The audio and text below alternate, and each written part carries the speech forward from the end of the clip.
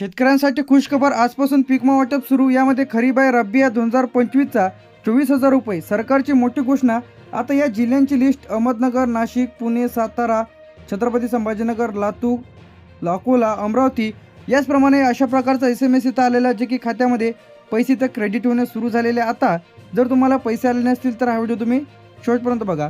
आजची सर्वात मोठी अपडेट म्हणजे खरीप रब्बी पीक विम्याचे पैसे अनेक जिल्ह्यांमध्ये शेतकरी बांधवांना 24,000 रुपयापर्यंत रक्कम इथं मॅसेज इथं सुटलेले आहे, पैसे तर जमा होत आहे. आता यामध्ये केंद्र सरकार, राज्य सरकार आणि पीक विमा कंपनीकडून तातडीने आदेश इथं देण्यात आलेला आहे. 2025चा खरीप रब्बी पीक विमा शेतकरी बांधवांच्या खात्यामध्ये पहिला टप्पा, दुसरा टप्पा आणि काही जिल्ह्यांमध्ये पेंडिंग आहे. तर आता बँक खात्यामध्ये इथं पैसे जमा होण्यास सुरुवात. SMS लगेच तपासा. आता या जिल्ह्यांमध्ये अहमदनगर, नाशिक, पुणे, सातारा, सोलापूर, जालना, लातूर, अकोला, अमरावती, बुलढाणा, परभणी, हिंगोली, बीड, धुळे. यानंतर इथे नंदुरबार. आता बाकी जिल्ह्यांमध्ये देखील टप्प्याटप्प्याने इथं जमा होण्यास सुरुवात झालेली आहे. पैसे किती इथं तुम्हाला आता मिळत आहे. आता पीक नुकसान, क्षेत्र, पिकाचा प्रकार आणि मंजुरी यावरती काही शेतकऱ्यांना 8, 12, 17 तर 24,000पर्यंत पैसे तर मिळत आहे. ज्यांना कोणाला आलेले नसेल तर अशाने या हेल्पलाईन नंबरवरती कॉल करायचा आहे. काय करायचं? कॉल 14447. तर यावरती लगेच कॉल करा आणि पीक विमा मिळवा. तर आता 2300 कोटी रुपयाचा पीक विमा 2025साठी वेगवेगळ्या जिल्ह्यांमध्ये इथं मंजूर झालेला आहे आणि वाटप देखील सुरू. यामध्ये अहमदनगरमध्ये 145 कोटी 1.25 लाख शेतकरी बांधवांसाठी इथं पैसे इथं आलेले आहेत, वाटप सुरू. यानंतर इथे पुणेमध्ये 110 कोटी 92,000 शेतकरी बांधवांना मिळत आहे. नाशिकमध्ये 135 कोटी 1,10,000 शेतकरी बांधवांना पैसे जमा होत आहे. सोलापूरमध्ये 160 कोटी 1,40,000 शेतकरी बांधवांना पैसे तर जमा होत आहे. सातारामध्ये 82 कोटी, यामध्ये 68,000 शेतकरी बांधवांना पैसे तर जमा होत आहे. सांगलीमध्ये 76 कोटी 60,000 रुपये जमा होत आहे. कोल्हापूरमध्ये 70 कोटी 55,000 जमा होत आहे. जालन्यामध्ये 118 कोटी 95,000 जमा होत आहे. बीडमध्ये 140 कोटी, यामध्ये 1,10,000 शेतकरी बांधवांना पैसे इथं येत आहे. 1,18,000. यानंतर इथे आपलं लातूरमध्ये जे आहे 132 कोटी 1,05,000 शेतकरी बांधवांना पैसे तर जमा होत आहे. यानंतर येथे धाराशिव 108 कोटी 88,000 शेतकरी बांधवांना पैसे जमा होत आहे. परभणीमध्ये 120 कोटी 97,000 शेतकरी बांधवांना पैसे तर जमा होत आहे.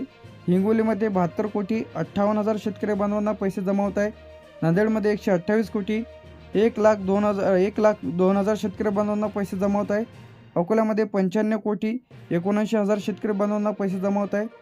अमरावतीमध्ये 115 कोटी 94,000 शेतकरी बांधवांना पैसे जमा होत आहे. बुलढाण्यामध्ये 102 कोटी 84,000 शेतकरी बांधवांना लाभ मिळत आहे.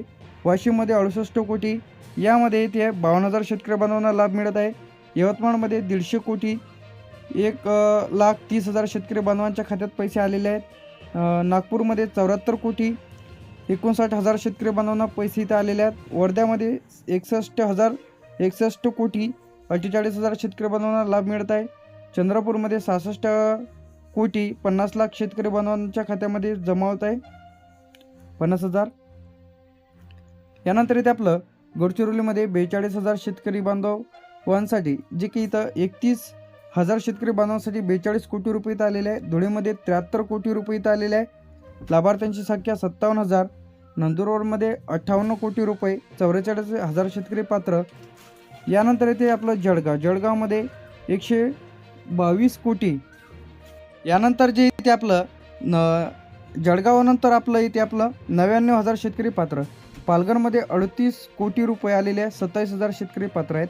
ठाण्यामध्ये 32 कोटी रुपये इथं आलेले आहे, 22,000 शेतकरी पात्र आहेत. रायगडमध्ये 40 कोटी रुपये इथं आलेले आहे, 29,000 शेतकरी पात्र आहेत. रत्नागिरीमध्ये 28 कोटी रुपये 19,000 शेतकरी पात्र. सिंधुदुर्गमध्ये 24 कोटी 16,000 शेतकरी पात्र. तर आता यामध्ये जे की फास्ट इथं पीक विमा जमा होत आहे. अहमदनगर, नाशिक, पुणे, सोलापूर, बीड, जालना, लातूर, यवतमाळ, अमरावती, परभणी. तर आता 24,000 रुपये याप्रमाणे पैसे खात्यामध्ये इथं येत आहे.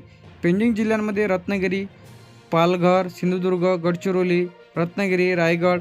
तर अशा जिल्ह्यांमध्ये लवकरच पीक विमा जमा होईल. ज्यांना कोणाला आलेला नसेल तर अशाने लगेच या नंबरवरती कॉल करा आणि तक्रार करा. कुणाला पीक विम्याचे पैसे इथं जमा होत आहे. सध्या अनेक जिल्ह्यांमध्ये पात्र शेतकरी बांधवांच्या खात्यामध्ये खरीप रब्बी पीक विमा टप्प्याटप्प्याने इथं जमा होत आहे.